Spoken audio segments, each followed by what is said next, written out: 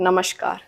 Operation blue star भारतीय सेना द्वारा 1984 में अमृतसर में हरमंदिर साहब में खालिस्तानी और उनके समर्थक जरनैल सिंह भिंडरावाला और उनके जो बाकी के समर्थक थे उनको वहां से मुक्त कराने के लिए चलाया गया एक ऑपरेशन था। लेकिन 1970 और 80 के बीच में पंजाब को भारत से अलग कर खालिस्तानी बनाने की मांग की गई थी। इस बात पे जरनैल सिंह भिंडरावाले का ये कहना था कि जो भी हिंदू हैं वो पंजाब छोड़कर चले जाएं, और इस बात का जो भी यूथ थे उस पर काफी ज्यादा असर पड़ा था। लेकिन जब ये सब चीजें चल रही थी तब 1983 में पंजाब पुलिस के एक डीआईजी की हत्या कर दी गई थी।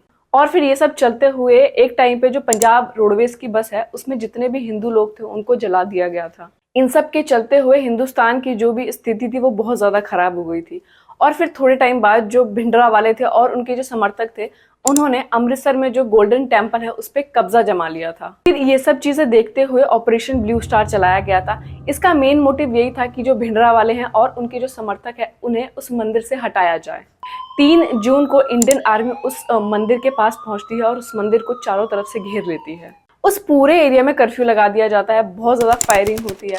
और फिर थोड़ी देर बाद जो उस टाइम हमारी प्राइम मिनिस्टर होती है मैडम इंदिरा गांधी जी, वो मंदिर में घुसने के ऑर्डर्स दे देती हैं और फिर मंदिर में जाके भी बहुत ज्यादा खून खराबा होता है।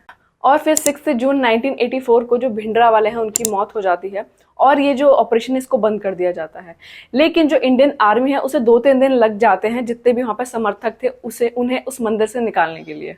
और फिर इस ऑपरेशन के टाइम पे जो अकाल तख्त है वो पूरी तरह से डैमेज हो जाता है और जो मंदिर होता है उस पर भी काफी ज्यादा गोलियां चलती हैं।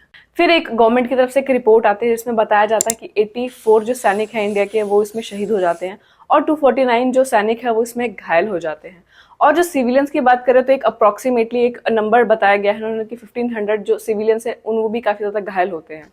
फिर जब ये ऑपरेशन बंद किया जाता है तो जो भी सिख कम्युनिटी के लोग होते हैं उन्हें बहुत ज्यादा गुस्सा आता है, उनकी भावनाओं को काफी ज्यादा ठेस पहुंचती है। लेकिन इन सभी चीजों के पीछे का कारण क्या था? ऐसा क्या हुआ था पंजाब में जो एक इंसान का पंजाब में इतना ज्यादा दबदबा बन गया था और ऑपरेशन ब्लू स्टार को स्टार्ट किया गया। 1917 में इंडिया में इलेक्शन होते हैं जिसमें मैडम इंदिरा गांधी हार जाती है और फिर जो कांग्रेस है वो पंजाब में भी हार जाती है और फिर पंजाब में एंट्री होती है शिरोमणि अकाली दल की।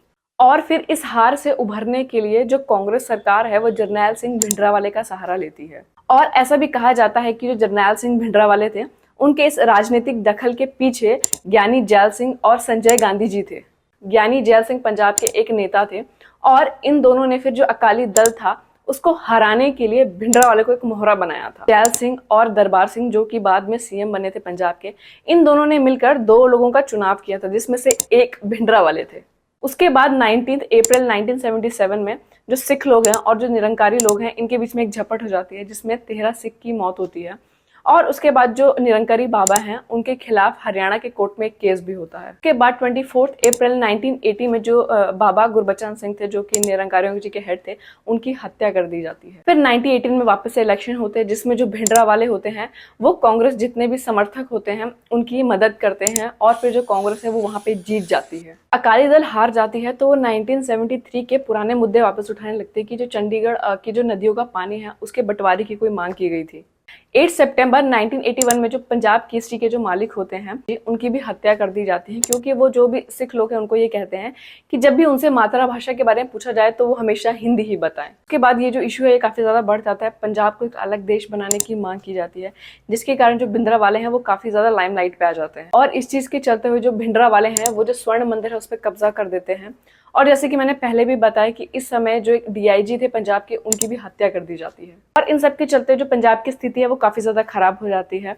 उस समय जो पंजाब के सीएम थे दरबारा सिंह वो मैडम इंदिरा गांधी जी को रिक्वेस्ट करते हैं कि अब वो गोल्डन टेम्पल में आर्मी भेज दें।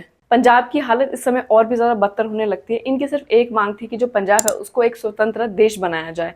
और काफी लोगों का ये भी कहना है कि जो खालिस्तानी मूवमेंट है इसकी शुरुआत भी यहीं से हुई थी। पंजाब की हालत इतनी ज़्यादा बदतर हो गई थी कि वहाँ पे जो भी हिंदूज लोग थे उनको मारा जाने लगा था। ये सबको देखते हुए जो उस टाइम मैडम इंदिरा गांधी जी थी उन्होंने पंजाब में प्रेसिडेंट रूल लगा दिया था। उसके बाद 15 दिसंबर 1983 में जो भिंडरावाले थे वो अकाल तख्त पे कब्जा कर लेते हैं। 1 जून 1984 को इंडियन आर्मी को गोल्डन टेम्पल भेजा जाता है और इस ऑपरेशन को नाम दिया जाता है ऑपरेशन ब्लू स्टार। 36 घंटे का कर्फ्यू लगाया जाता है और ये कहा जाता है कि जो भी लोग उस मंदिर में अभी प्रेजेंट हैं वो सब लोग बाहर आ जाएं। इस ऑपरेशन में काफी ज्यादा फायरिंग की जाती है, यहाँ तक कि इस ऑपरेशन के लिए टैंक्स भी बुलाए जाते हैं।